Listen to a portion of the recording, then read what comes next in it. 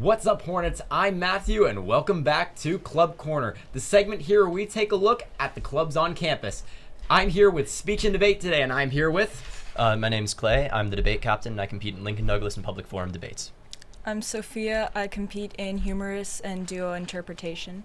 I'm Sam, and I'm the interp captain. I compete in humorous and duo interpretation. And I'm Quinn, and I compete in Lincoln Douglas debate. Wonderful. Okay, so you guys... So I take it you guys are nationally ranked. I know that for a bit. I've had people in the past come to me for Hornet Productions and say, we want you here, and I've been busy here. So I've heard great things about you. You're one of 4 nationally ranked teams here we have on campus, which are boys and girls soccer, dance, and you guys. So why don't you guys tell me a little bit about Speech and Debate, what some of the topics are that you do, and what the club's all about? Yeah, so Speech and Debate kind of centers around competitions. We compete locally, regionally, on the state level, on the national level, and sometimes even on the international level. There's 3 different kinds of speech and debate. There's debate, speech, and interpretation. Debate is what it sounds like. Speech is also what it sounds like, and interpretation is acting without props. There's an event for everyone in each of these. You've heard we all compete in different things. So we all focus on giving each other a voice, and it's wonderful. Okay. Interpretation, as Clay said, is acting without props. There's like 3 different kinds: dramatic, humorous, and duo. In all of them, you're going to take a piece of published material. It can be a play, a movie, a script, and you're going to cut it down to about 10 minutes. And then you're going to act out all the characters by yourself, no costumes, no props. Or if you're in duo, like we have a duo together, then you're doing all of that with a partner. Okay. So the cool part about duo is that actually there are 2 certain rules that you can't have: is you can't look at each other in the eyes, and you can't touch each other. So basically the complicated part of duo is kind of like incorporating all of these different characters and having both characters, like the 2 duos, interact with each other but without touching themselves. So it just opens an opportunity to have this creative mindset and have all these different ways that you can interpret something. Basically it just comes down to your creativity and how you want to express the published piece that you're performing.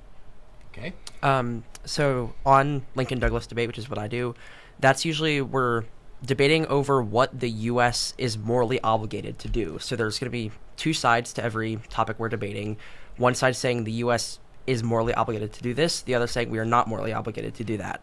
And this can range from a wide variety of things. Like earlier this year, we talked about whether the U.S. ought to ensure a living wage, stuff along those lines. There's another form of debate called a public forum that I think Clay is probably going to be more well-versed in because he's done it and I have not. Okay. You guys are mentioning international. Can you elaborate a little more on that? Yeah, so we compete on a variety of circuits. One of them is FCDI, which is statewide. The other is NFCFL, which is more local. And then there's NSDA, which is the national and international, because it technically includes more than one country circuit, as well as the NCFL, which is the Catholic national circuit. And every year we send competitors to states and nationals and NSDA nationals. And yeah, we've ranked very highly in all of these competitions. And especially Sam here has done really well in past years. Well, what are some of the countries that you've been able to go against? Well, actually, this last year we went to Des Moines, Iowa for our NSDA national tournament. And so we had competitors from all over the world. We had Hong Kong, China, Spain, Thailand, a bunch of other countries. Wow. And it was just really awesome, getting to meet all these other people from Ghana too. There was something particularly that I liked, which was all these different competitors from around the world and just getting to know each other, what they do in their countries in terms of speech and debate, and how they're able to voice their thoughts and what they think is something passionate that they like to talk about. So I thought that was something cool and that we all get to share as well. That's incredible. That really is. You said in duo you guys do something Yes. from a movie. What's an example of a movie that you've done? So we usually do scripts that were prepared specifically for Inter, but some movies we've seen, what was it called? It was the Iron Claw. We had Whiplash, Matilda. Yeah. Yes. Really common movies. Wicked. Okay. We've Wicked. seen one. Yeah. They're all different interpretations of what the people they just like cut down their favorite parts of the movie sometimes, and do certain voices, certain stances, just kind of like give life to the character overall. Okay, and Quinn, you said something about what the U.S. is morally obligated to doing now. So, does your topic revolve around politics a bit, or? Kind of like the coming together of morality and politics. Right now, our current topic is about like whether the U.S. should join these certain international treaties. So yeah, it really kind of just like lets people learn more about how politics works as a whole and what countries should be doing with their power, and that's really cool. Okay, all right, that's very great. Really, international things, working on movies, Wicked especially, that just came out and had a success. And politics, you do that. I was told beforehand that you guys have a tournament coming up, and I'm sure you guys run a couple of other events in your meetings and such. So why don't we move into that? What is the tournament about that's coming up, and what are some of the things you do within the club to better your speaking? Sure. So the tournament is going to start tomorrow, and it's just a one-day thing, and it's going to be hosted here at Bishop Moore, which is really cool. And every tournament, all events get to compete. So Quinn and I will be competing in Lincoln Douglas debate, and I think Sam and Sophia are doing duo interp and humorous interp. Yep. Okay. So yeah, we're going to be spending the day here speaking and debating. Can I ask what it's called real fast? What was that? What's the tournament called? It's NFCFL 5. Okay. It doesn't have a Yeah. special name. It stands for Okay. All right.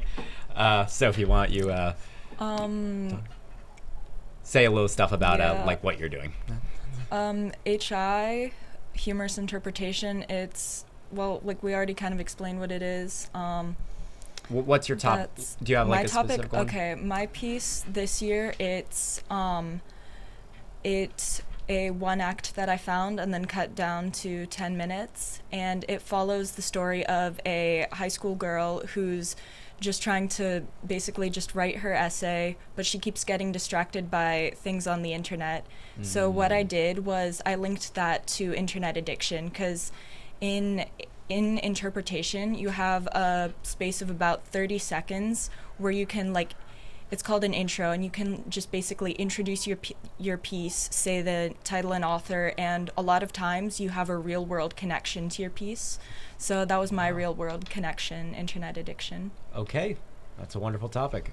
Sam? I have one too. My HI is about this new meteorologist. So it starts in a news station, and so, yeah, it's gonna sound crazy, but it's this pizza delivery person that just shows up all of a sudden, and so the producer's like, "We need a new meteorologist, so you're gonna be it."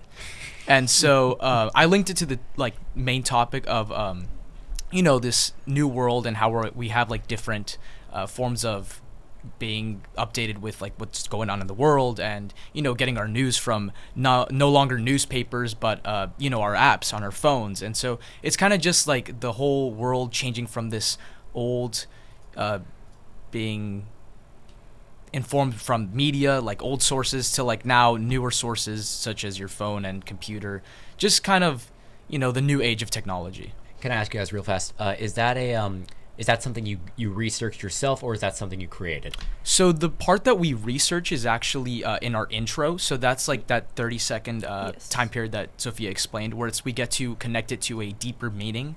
And Okay. so kind of just that more informational and more serious topic compared to the humorous aspect that we have in the piece. Okay, Quinn, what are you doing? Okay, yeah. So, in terms of debate, at this tournament in particular, we're going to have 4 what we refer to as rounds, which is just the individual debates. Each of them lasts about 45 minutes or so. In that time, you give a couple of speeches, and you're assigned a side. You have to debate both sides twice per tournament. And then at the end, you either win or you lose. And then at the very end of the tournament, there's an award ceremony where the best performing people get awards in their certain events. Okay, awesome. So tournament's covered. How about some of the things that you do to prep for it, I guess?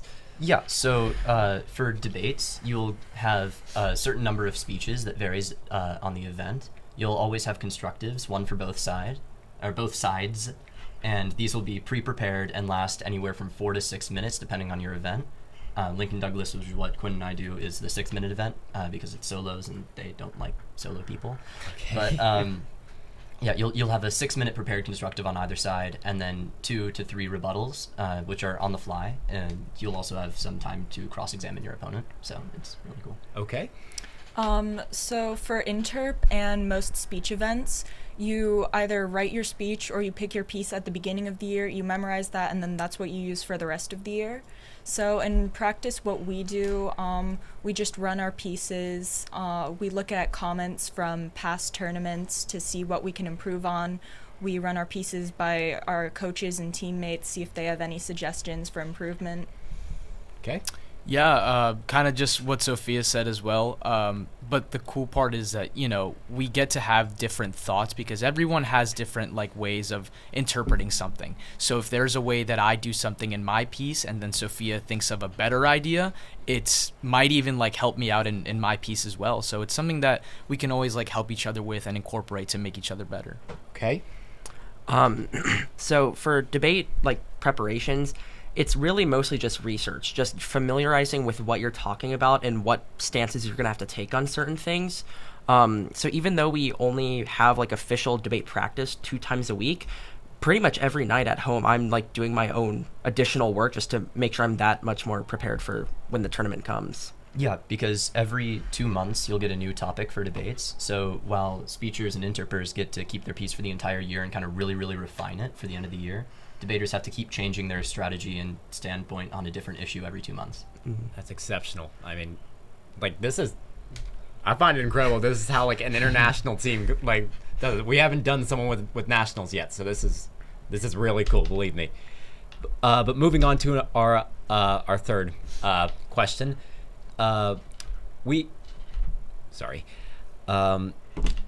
you guys are preparing for these large tournaments, nonetheless this one tomorrow, and I can imagine that there are a lot of people who want to go into something like this, public speaking, communications, and speech and debate. So how do you think this club helps its members? Oh, well, if you want to talk to people at any point in your life, which I'm betting that you do, you're going to want to be in speech and debate. Every single profession in the world needs some communication skills, even if it's just for a podcast on what's buzzing. It really, really pays to be able to speak your mind and have your voice. Absolutely. And I know that most of the greatest speakers and debaters that I've seen out there have started speech and debate really, really nervous, and the event really gave them a voice, which is a really wonderful thing to see. So where speech and interp really presents your creative side and allows you to really express your voice, debate can give you really good critical thinking skills and public speaking as well. So it's really just about what you want to focus on and how you want to find your voice with us. Okay. Like what he said, it really does help build confidence and give you a voice, regardless of what you plan to do in life.